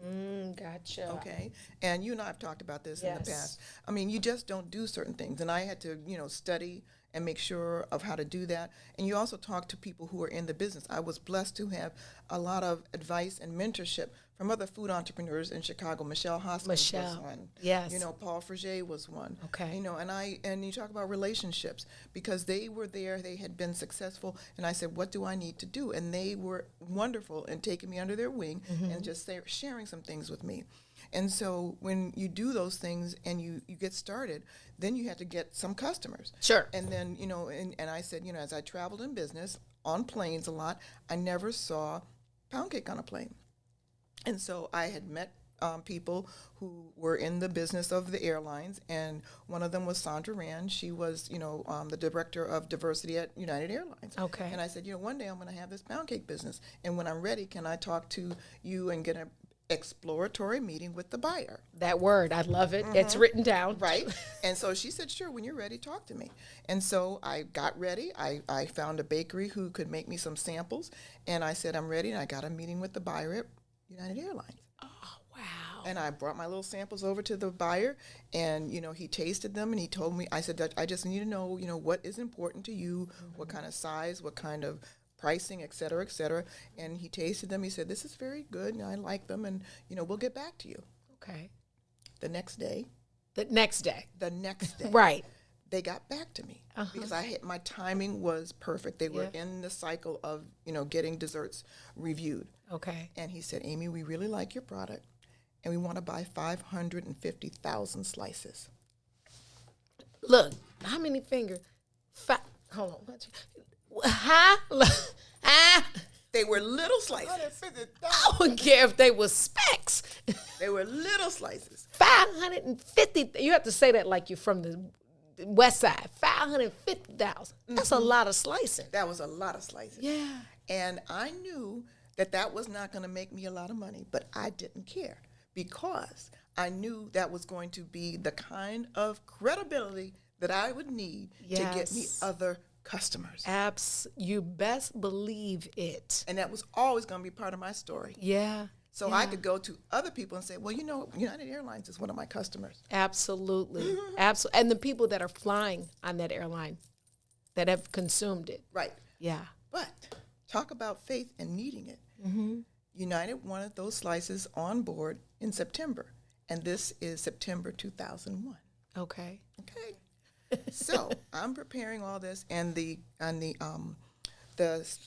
bakery who made my slices for United was kind of small. Okay. They couldn't make the order for 550,000 slices. I had to fire them. Oh, wow. In the middle of trying to get this order made. Okay. And so I didn't have a bakery, but I had this big order. Sure. And so talk about relationships. I had met Mark Schulman of Eli's Cheesecake at a party. You know. Wow. And I had told him I was in the bakery business like him, and he was, that's a wonderful endeavor. I wish you all the best. If you ever need anything, you know, any advice, call me. Don't you know I picked up that phone? If you didn't, you better. I was like, Mark, I need a bakery, and I need it tomorrow. Yeah. I have this big order, and my bakery is, I fired them because they couldn't do it. Who can I call? Because when I was starting out, I was using the Yellow Pages because it was not, you know, Google doing all this. Yeah. And he said, most people are not even in the Yellow Pages who do the kind of volume you're talking about. Sure. Here's the bakery. Tell them I sent you, and you'll be able to get started. I never would have found it without relationships. With relationship, yeah. So I call this bakery and tell him what I'm doing, and he's like, oh, sure. Come out and sign the papers, you know, NDA, and we'll help you. Wow. This bakery took my stuff, got it ready, and when I came to taste the samples, I thought I was Mrs. Fields, okay? Because my stuff was laid out. Yeah. It looked good. I'm like, oh, my God, this is great. Yeah. I got the samples to United. They were fine. Okay. But we needed more time. Okay. This is the other thing. You've got to be trustworthy with your customers. Yeah. When that happened, I had to tell United I needed a little more time. Okay. Okay. And so they gave me more time. So we got the orders ready, but instead of September, we've got them ready for October, and they were fine. Okay. But being transparent and not delivering a bad product because you don't trust the process enough to say, hey, give me a couple more weeks so I can give you what I do, right? As opposed to the rush job to get it done. Right. You gotta be willing to take that chance. Because they will trust you because they know you're being authentic and transparent with them. Yes. You don't want to show something that's not working. Yes. So we got the time. But remember, the first order was due in September 2001. And we all know what happened at 9/11. Yeah, that's and true. those planes went down. That's so true. I'm thinking, oh my God, we're going to get canceled. Yeah. But United came back to me and said, you know what? A product called Comfort Cake on our planes right about now is a really good idea. Where did the name come from? Because that gave me chills, because that is absolutely, that's the hug that the Comfort Cake, that you've built it around that. How did the name Comfort come That's about? so funny because as I told you, I'd bring it to every dinner party and whatnot. And at Christmas time, I would make the comfort cake and I'd pour a little liquor over it, okay? And so this one Christmas, my good friends Renee Ferguson and Ken Smichael, we always went there for Christmas. And so, sometimes at Christmas you get a little, fun, and you're making stuff and you pour a little bit too much liquor over it, right? Yeah. That one Christmas I was having a good time. So I poured a little bit of more than I usually did, right? So we're having dessert, and everybody's sitting around the table, and I told them, I said, I'm gonna, start this business in one day. And they're like, well, that's not a good idea. So everybody's tasting the cake, and they're like, girl, what'd you put in this cake? It's really comfortable. Oh, I love it. This cake is comfortable, girl. This cake is really comfortable. And so my marketing started, ding, ding, ding, ding, ding, comfortable cake, comfort cake. That's it. Yes, I love that. That's it. That's the name. And everybody's like, yeah, that's the name, comfort cake. And I went home that night, pulled out my little credit card, and went to uspto.gov, the trademark website for the United States Trademark and Patent Office, and I started the trademark process myself. Yeah, first of all, I just have to keep circling back to the intention of God when you're willing. Comfort, who knew that fast forward, that word and that feeling would transcend to a moment in history where we really did need a hug. Right. We really did need comfort. Totally. And then I was surprised that it was available. Okay. I was surprised that I could start the process myself, but I needed a tagline. Okay. Because I'm a marketing person, so you need a tagline. Yeah. So I went back to my kids, and I'm like, okay, kids, we got this name Comfort Cake, but I need a tagline, because I just involved my kids. Yeah. And so we're sitting around the table, and I'm saying, okay, give me your ideas, And so my son is like, okay, I got it, Mom. He said, Mom, I got it. The tagline is, your cake really tastes good. Oh, I'm like, yes, Nick, son. Thank you, baby. That's a wonderful. I'm so glad you feel that way. Good job, baby. Good job. And so Angelica said, "Okay, Mom, I have something." And I said, "Well, what is it? What is it?" I can't say it, but I'll write it down. So she took her pen and wrote it on a piece of paper. She goes and she slid it across the table. And I opened it up, and it said, "Comfort Cake. It tastes so good, it feels like a hug." Wow. 14 years old. 14 years old. Wow. And I said, Comfort Cake, pound cake so good, it feels like a hug. Yeah. Yeah. Yeah. And every time to this day, when I say that to anybody, they're like, they get it. Yeah, totally. They get it. I sold to 2,100 7-Eleven stores on that phrase alone. Wow. Because I cold called them, right? I'm yes. trying to sell 7-Eleven. And I called them, and the person who answered the phone on the floor where they, have the bakery, whatever, and they said, hello. And I said, hello, I'm trying to get to the bakery buyer because I want to, sell my product. And they said, well, she's at lunch, but, tell me about your product. And I said, well, I'm Amy Hilliard from the Comfort Cake Company, and we make pound cake so good, it feels like a hug. She just said, oh, I love that. Tell me more. It was the executive vice president of the whole bakery division for 7-Eleven. Wow. Right. So you asked for the manager, but you had the boss on the line. I had the boss on the line. When you're selling, you never know if you better have your elevator pitch down pat, because you never know who you're going to get. That is true. That is true. Yeah. You can't stutter at that. No. That's delivery time. That's delivery time. So I have my product, I have my tagline and everything. So fast forward back to the United story.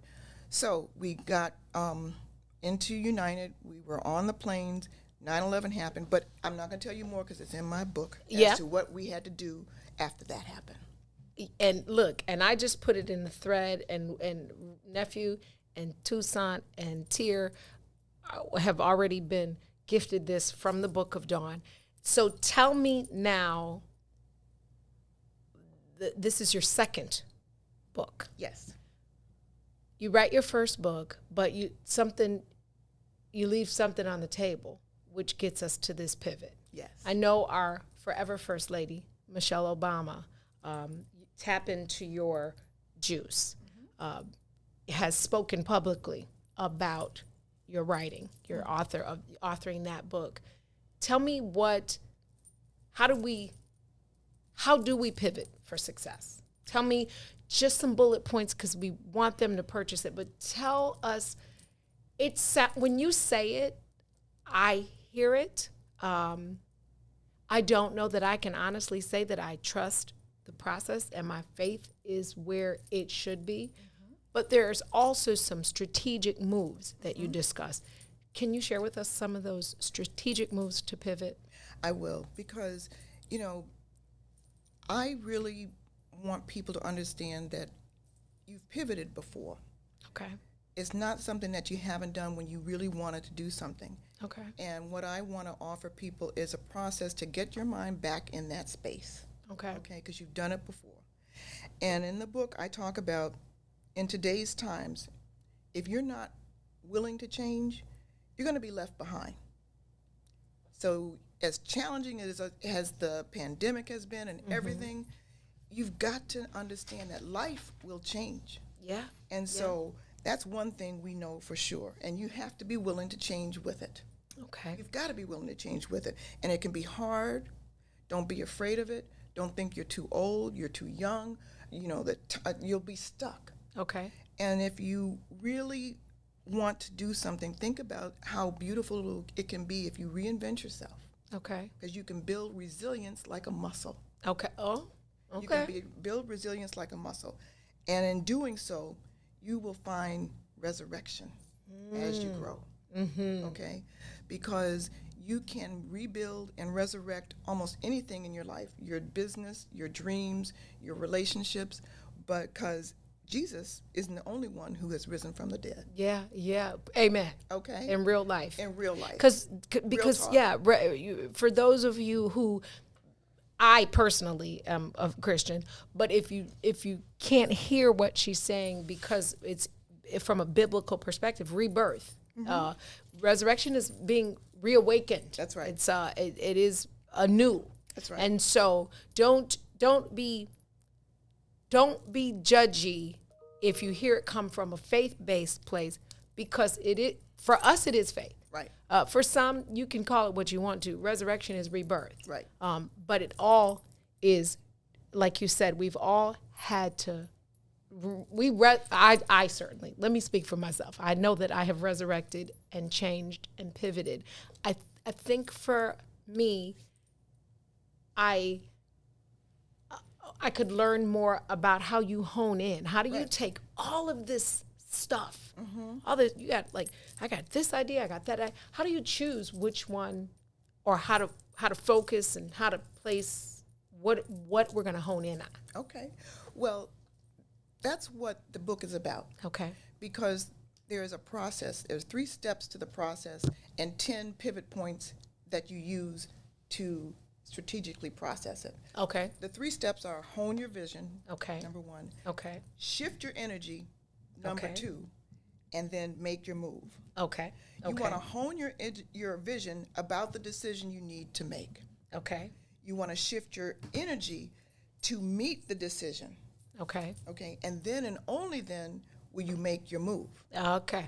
Okay. So think about that on the one side. Okay. But then the 10 pivot points that are in the book will help you, as you said, because you got all this stuff going around. Should I do this? Should I do that? I have a lot of things that I could do. Well, when you look at those 10 pivot points, and I have lived by these for a long time. The book that you mentioned, Tap Into Your Juice, which I wrote in 2005, and Michelle Obama endorsed it then, have been around for a long time. And there are things like finding your purpose. Okay. What is your purpose? And it really is something that you think about in terms of what it is that is uniquely yours, your gift. What fingerprint can you share with others? Okay. Things like that. It's things like believing in possibilities. What is possible for you now? What is possible for you 5 years from now? Okay. Who can help you? Okay. Things like that. Yeah. You know, and every one of my pivot points starts with a P. Always Okay. has been. Love that. It makes it easy. And I'm not going to tell you all of them because they're in the book. Because you guys are gonna find out if you're lucky from me, but you're gonna go, and I'm putting the thread for the other book in there as well. Yeah, the other book is an ebook on Amazon, but and I'm getting ready to have it in reprint. But you had mentioned that I elevated it to this book, and it's important because the other book is a very short guidebook. Okay. But this book takes those 10 pivot points and builds all the stories. Many of the stories that you hear me talking about, I couldn't put in the first book. It's only 28 pages. Okay. This book has all the stories. The stories, okay. And the questions. And because every time I would talk about the first book, I would tell my stories, and people were like, well, we want those in a book. Yeah, yeah. Well, especially like for me, I can hear it, but I use my books like this as study guides. And I write in them, and I refer to them almost like a dictionary, so to speak. And so it's important to have it in writing. That's right. Because some of us are not audible learners, right. Right. And this is a blueprint. I look at this book as Pivot for Success is a blueprint for reinvention and change. And that it helps you to become a change agent for yourself, for your family, for your organization. If you use these 10 pivot points, you will be able to become the change agent for your life that you need. Because it forces you to ask yourself some very important questions, like define your priorities. Yeah. What are they? Yeah. What stage of your life are you in? Yeah. And once you start doing that, then it's easier to hone your vision. Sure. To shift your energy. Sure. To make your move. Yeah. Because you're not doing it in a vacuum. Yeah. Yeah. You're not doing it in a vacuum. Yeah. Think about prosperity. What does prosperity mean to you? What is your enough? Because I chased the brass ring for a long time, thinking that I had to have all this money here and there and everywhere. But I didn't need that. Yeah. And I learned that through Comfort Cake. Yeah. Okay? Yeah. Because Comfort Cake took me to the wall. In real life. Real time. Okay? I'm a Harvard MBA, but I had to do a lot. I had to file bankruptcy. Yeah. In order to keep my business. Yeah. And I'm not afraid to say that. I was for years. Yeah. But God said, tell your story. Yeah. So people understand Yeah. that you're still standing because you know how to pivot. Yeah. Yeah, we see the glory, but it's the story really. That's it's right. the story biblically. It's the story in real life. That's that right. I heard somebody say this morning. It's so intentional that I heard this before I left out the door. Something was on television, a pastor, and I don't even know who it was, and he said, God gives you a lot of gifts, and a lot of what you should do. He said. He said nobody has just one gift. No. He said God gives you lots of them. Figure out your strong gifts. That's right. And walk and move in those. And it like resonated. I'm like, yeah, we're not one trick ponies out here. We're born in greatness with all of this stuff. But you have to hone the vision. You gotta inventory. And take those pieces and put them in some kind of order with your other points. What is prosperity? What are your whys? That's right. And then you get to your hows. That's right. Yeah. Know your why. Know your why. Know your why. Yeah. And when you do that, you can position your courage where it needs to go. Yeah. Yeah. Oh. Look. Tito, give me some tissue. We're going to take a break. This is the Book of Dawn. This is so good. We'll be right back. WIIFTBPM. WIIFTBP. Media's just for you and me. WIIFTBP. Media's just for you and me.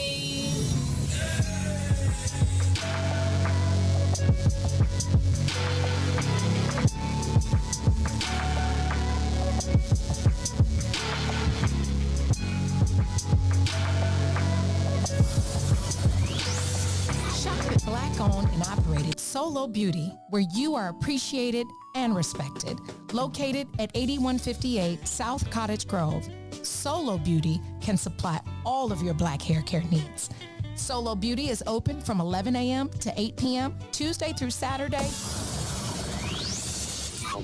Introducing your trusted source for high-quality black emojis, better known as Blackmoji. We believe black is beautiful, and that beauty should be reflected in the digital market. Now there is an app that does just that, starting with Black Greek letter organizations. Blackmoji D9 offers more than an emoji app. It is a cultural experience of black excellence. Download the app in the Apple or Google Play Store to access a specially curated catalog of emojis representing the Divine Nine. Use the emojis to celebrate Black Greek events, acknowledge current events, support social causes, and learn about esteemed Black Greek members who blaze the trail of Black history. A portion of every subscription goes toward a scholarship fund specifically for members of Black Greek letter organizations to help keep the legacy alive. Download the Blackmoji app today.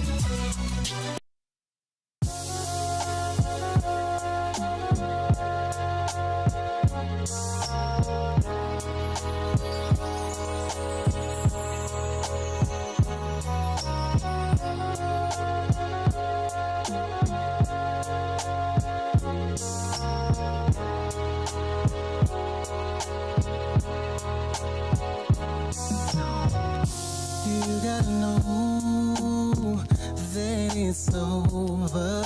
I gave all of me. My heart is empty. You promised you would change. You said forever, you and me. Look at what you've done to me. I'm torn apart.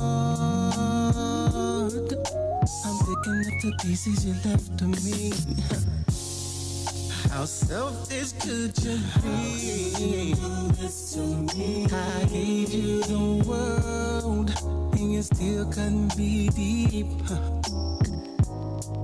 I forgave you when you cheated. I guess it didn't mean a thing. No more excuses. I packed your bags, they at the door. Cause I'm through with you. Can't believe the things you put me through. I gave you all my love and then this what you do. Everything you did about the comeback, you gon' get this karma. Nothing karma. You end up losing everything you love. You about to get it. Every single do from every single thing you know. You gon' get this karma. Ain't no escaping that. And everything you did is coming back. Cause payback's a dog. Payback is was James Brown on Motown? Payback. James Brown wasn't on Motown. Okay, because I was gonna say we could take it back to the big Payback. Payback is a dog.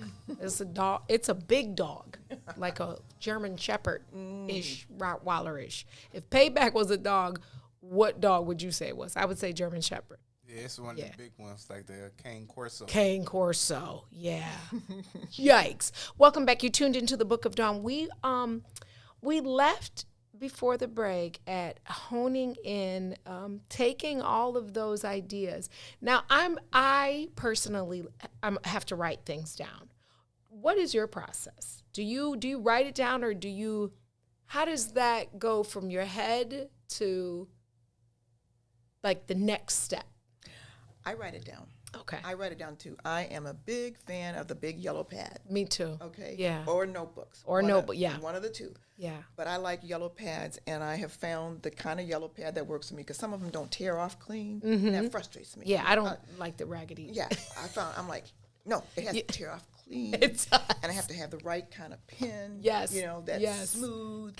And I'm particular about that. I like that. And so when I found the right pen and the right yellow pad, I can go. Okay. And manila folders. Yes. And then I can go. And you just allow yourself, you're creative, to go from your head to the paper. That's right.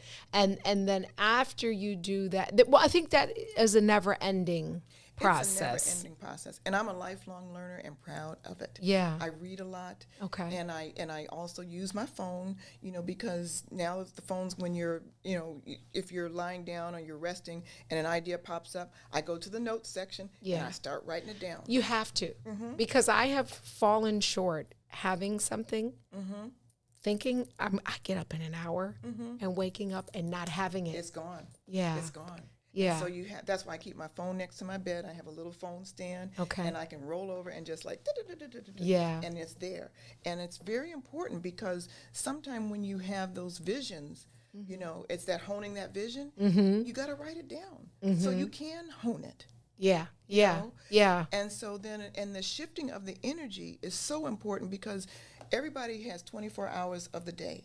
Beyonce does, Jay-Z does, everybody else who has these great ideas, anybody who's created anything massive in the world has the same amount of time as you do. Yeah. That part. That part. Okay. The same, and you know who I learned that a lot from? Tom Burrell. Oh, okay. I worked for Burrell Communications, and my office was directly down the hall from Tom's. Okay. And so I would see Tom come to work every day, and his office was directly down the hall from my office. Okay. And when he, at the time, had his office on Michigan Avenue, he had this huge bust of Martin Luther King in the lobby. Okay. And so you get off the elevator, and he donated it to the Disabled Museum. Oh, good. And so, but you would see this huge bust of Martin Luther King, and you could touch it and feel it and get inspired. And I would turn to the left, and that would go down the hall to my office. But I would see Tom walk to his office. Tall, debonair, striking, intentional. Yes. And he built a $50 million business. Yeah. And I'm like, well, if he did it, I can do it. Yeah. Again, going back to seeing people with integrity, other entrepreneurs doing the thing. Sure. And sure. I'm saying if they can do it, I can do it. And that is why I did Comfort Cake. That's another reason why I did Comfort Cake. I said, as long as I can do it and people can see me doing it, that's why I would always, volunteer. I would talk to groups. I talked to Push. I just talked to the Chicago Urban League on Saturday on Juneteenth. Good. It was so gratifying. I'm sure. The Next One program is being brought back. Okay. And so I'm talking to the next generation of entrepreneurs. If our young people don't see us doing something, they may not envision that they can do something. Yeah. So I'm saying I'm going to take Comfort Cake as far as I can. Yeah. And I'm going to be loud and proud about it. And the good thing, Amy, is that you don't have to come from means to sit in your chair. You don't have to come from means to be meaningful. Yeah. Oh, that's a whole meme. Text me that. Okay. That. Absolutely. And I came, my parents were working class and we got to the middle class, but my dad had 3 jobs. Yeah. Like I said, my mother had 4 daughters and she was a licensed licensed nurse before she went and got her degree. And then got her master's by typing on my grandfather's regular old typewriter while we were all in school. So I saw my parents work very hard. Yeah. My kids have seen me work very hard. But I paid a price. There's value in that though. Yeah. Yeah. But I paid a price for it. I mean, you can't have everything all at once. I've been married twice. That's not easy. Yeah. But I'm in still good relations with my children's father, and we're all in the village together raising the kids.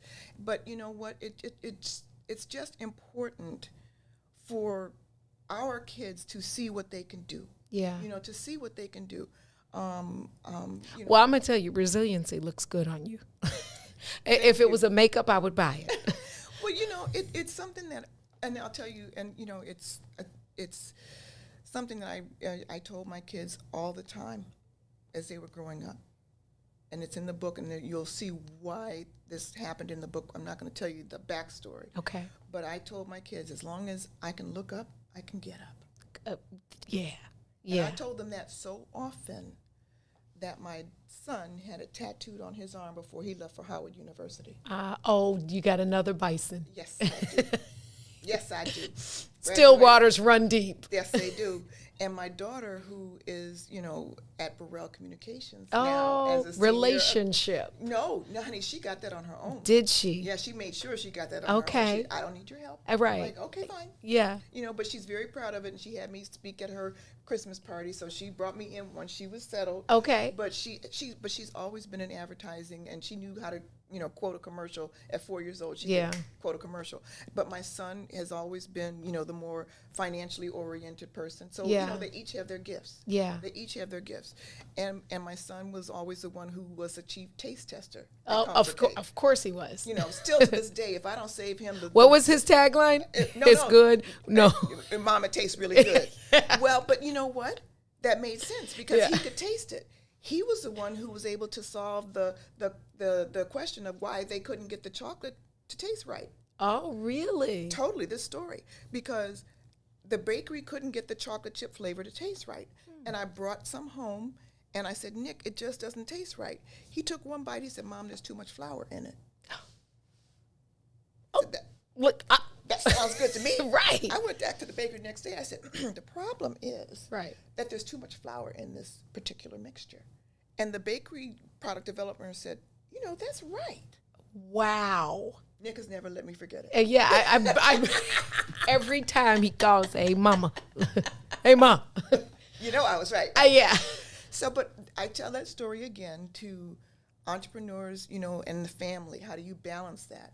I did that because I wanted them to know that this was a family business. Mm-hmm. It's a legacy business. Absolutely. And they helped me with it. Angelica worked in the business for 7 years. Okay. She ran it when I was at Fashion Fair. Okay. Okay. And she said, Mom, take the Fashion Fair job because you need to settle some things down with the business. Sure. I will run it for you. Nick has always been able to, help me, with the finances or understanding strategically what I should think about. They all have their gifts. Yeah. But, it was something that I believe was important because when Nick was in high school, he said, well, Mom, what is this comfort cake? I said, why don't you sit down on the floor and I'll print out the P&Ls. Yeah. I said, that is comfort cake. That is comfort cake. Yeah, it's right. It's in black and white. It's black and white. Yeah. These are the sales, these are the cost of goods, and this is the profit. Yeah. So you taught them business at a very young age. They were part of it from the very beginning, even in the decision to put everything you had into a dream and a vision, and they watched it manifest. They were part of that manifestation. Right, but I never, ever demanded that they take it over. Yeah. Because that was my dream. Yeah. It was not their dream. Yeah. Angelica was very clear. She said, Mom, I don't want to run the whole business, but I will run the fourth floor, marketing. Do you think that is do you think that's important for a lot of legacy, a lot of people, you got to take this over. Do you think that they err when they kind of force their kids into that? I would say yes, because that might not be that person's gift. I agree. I think that you can expose them to it, Mm-hmm. and if they glean toward that, great. Okay. But if they don't, I think that you have to let people do what they want to do. Yeah. And Angelica, as I was saying, she never wanted to, formally take over for me, but she said, I will run the fourth floor, which is the marketing floor. I'll do what That's what I like to do. Yes. And Nick is talking about, now that I don't manufacture comfort cake anymore. Okay. Because I made the decision I didn't want to own a plant. Okay. Which is, you have to make those decisions. But that's why I went into licensing now. Yeah. But so you've licensed I it, license though. I keep my intellectual property. Okay. Because that's very valuable. And there's just some things entrepreneurs, especially black entrepreneurs, need to know. We are great as black people. We're great consumers of things, and we're great creators of things. Mm-hmm. Okay.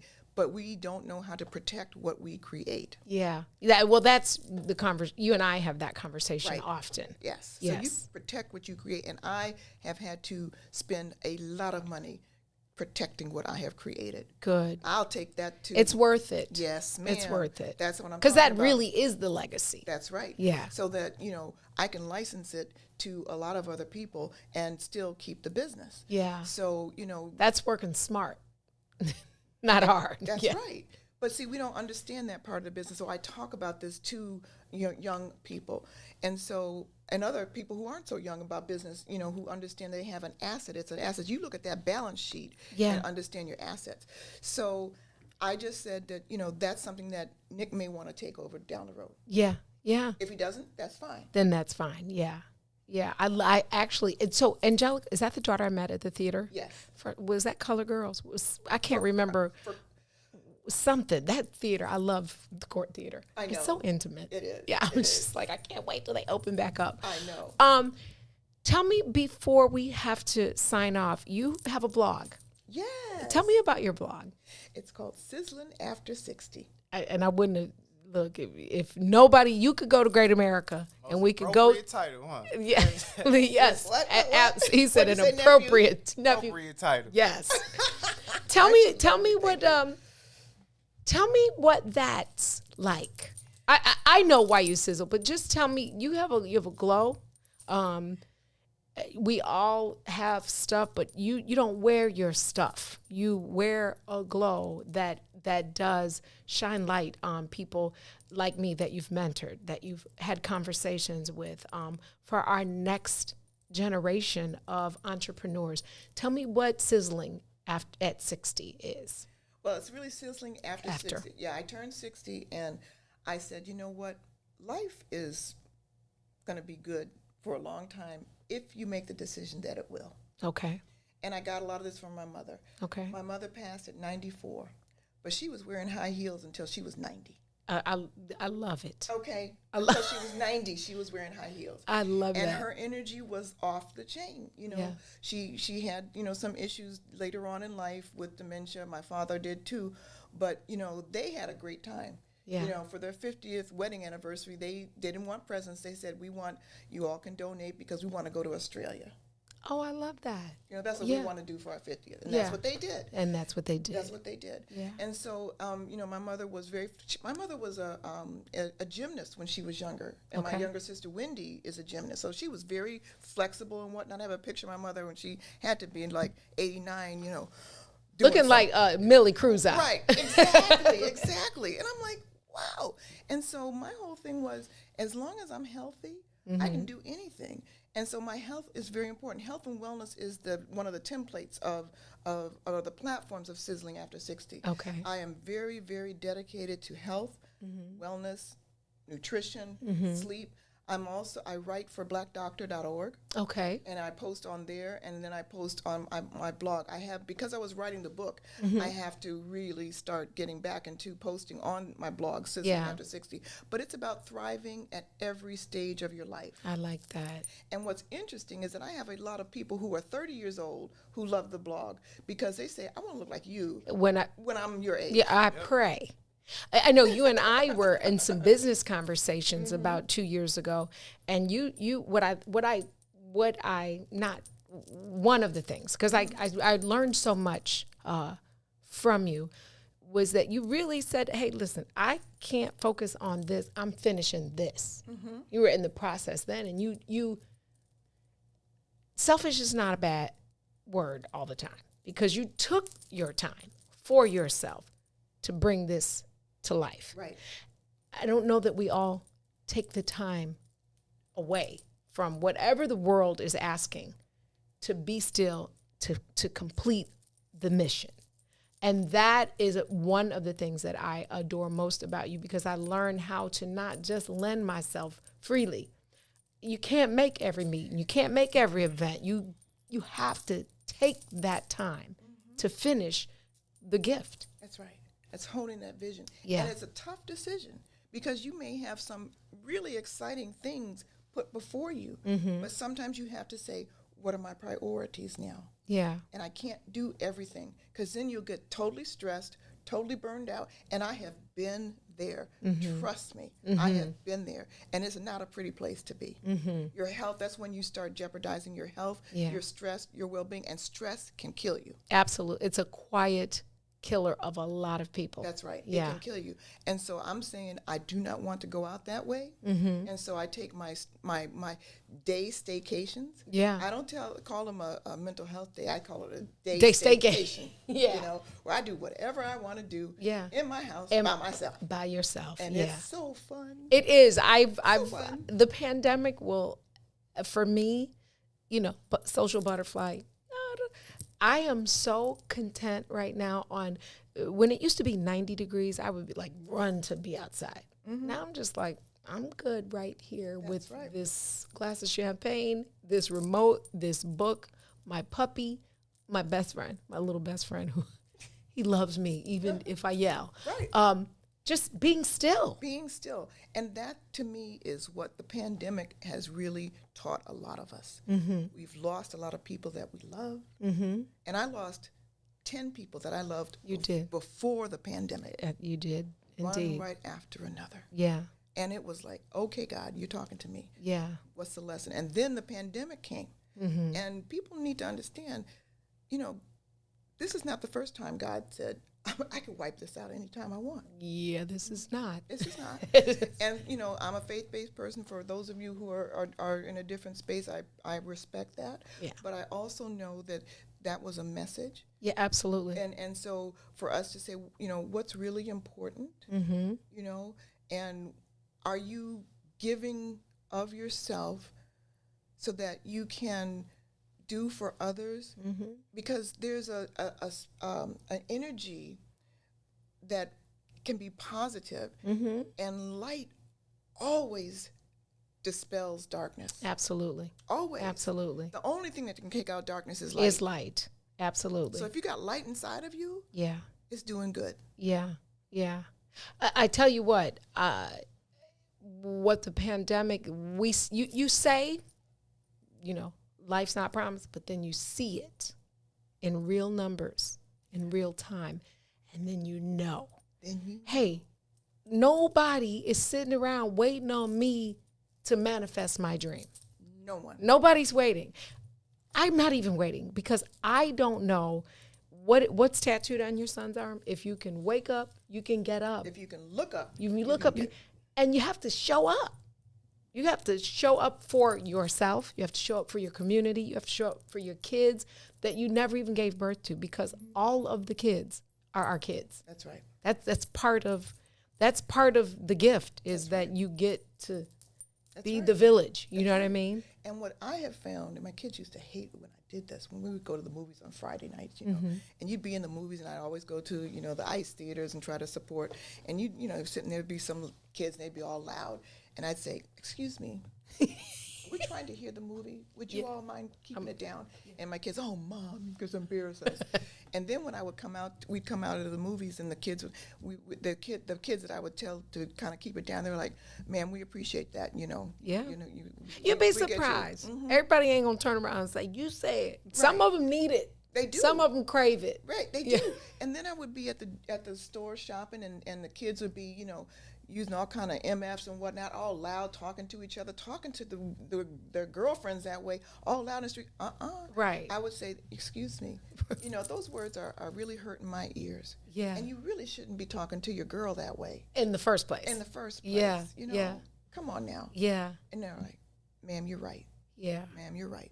You know, so it's like, I'm not afraid of our people. Yeah, I ain't either. I'm not afraid of it. Mr. Milhouse tells me all the time, you gonna stop jumping out of cars, breaking up fights. No, I'm not. No, well, you have to be, you know. Like, I'm wise. Yeah. I'm not gonna jump in a. But if it's a playground fight, right, between two little girls and everybody's around watching, we're not doing that. Right, we're not doing that. And so we cannot be afraid. Conflict resolution is right. We need a little bit more of it. Right, and you have to be smart because you know, gun issues are gun issues. Yeah, and they're real. Yeah. But at the same time, if it's not something that you can see is a gun issue, come on now. 2 5-year-olds fighting. Come on now. Ain't no guns. Yeah, that's crazy that y'all mentioned that, because my uncle, there was a baby in the street yesterday. My uncle was just telling me the story. Like, I could have just drove around, but he seen that the door was open, you know, and the baby had got all the way out to the middle of the street. Oh my gosh. He said he hopped out of his car in traffic, left his car sitting in the middle of the street, and he took the baby to the house, and they had no idea. It was a house full of kids. They had no idea. Wow. So it does take a village. It does take a village. And you could ignore it. You could ignore it if you wanted to. Yeah. Yeah, but we cannot do that. Yeah. We just have to get back to that and not be afraid, because like you said, they crave it. Yeah. And you know, and it's like, okay, so how can we just collectively get back to that. It is not us and them. That stuff has got to stop. I hate it when I go to these, sometimes these, events and people start talking, oh, them, them. I'm like, no, it's us. It's us. Yeah. Yeah, it's not we and them like when you played spades when you was little. Remember our parents used to, we and them. That's Listen, I have had an absolute ball. I would love so my contest for the other 2 books are, if you can tell the 3, I'm not going to repeat them, but there are 3 things you need to do before you can get to the 10 P's, right? Oh, I wrote those down. Well, you already got the book, so don't you say anything. But this broadcast will be rebroadcast live in 2 hours. If you can tell me those 3 things, I'm going to take it to my Instagram page, to the Book of Dawn, Book of Dawn. If you inbox me, I will screenshot who puts those 3 things first. 2 people. I will get the books. I will get them to Miss Amy. She will sign them. And then maybe after that, the 5 of us, because I will have had an opportunity to read it, so there will be 6 of us, 7 including you, which is a good number in faith. We'll have a conversation. Like, we'll be able to have the next conversation. Oh, that'll be wonderful. That'll be fun, right? It'll be like wonderful. A small group at church or something like that. Yes, and as long as I can bring some champagne. Can I bring champagne? You can bring champagne. Okay. And the only thing I ask is that anyone who has purchased a book or who will have read the book, please send me or send Amazon or Barnes & Noble your review. That will be helpful to me. I put the link in the thread. Please order the book. Support us. This is for us, by us. Before I get out of here, I want to tell you 2 things. First, let me say, Amy, thank you. Oh, thank you. I'm really honored that when I asked you to be on it, you said yes. I was like, oh, this is a winner. This is big. No, this is big for me, and I appreciate you. Oh, no, thank you. You are indeed that girl, my woman crush today. 2 things. The capacity to learn is a gift.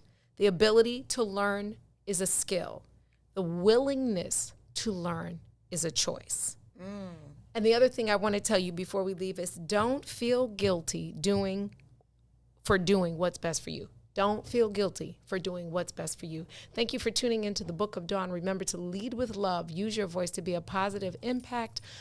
Do something for somebody other than yourself. Stay tuned tomorrow. We have Damon Williams has a comedy show. Vivica Fox is the host of this weekend. Jeremiah Frazier is coming in, and we're going to talk to a couple of the comedians. Hopefully he can get Vivica Fox on the show. That'd be cool. And if not, we'll just be here freestyling. Peace. And roll, tide, roll. We out of here. WIFTV-PM.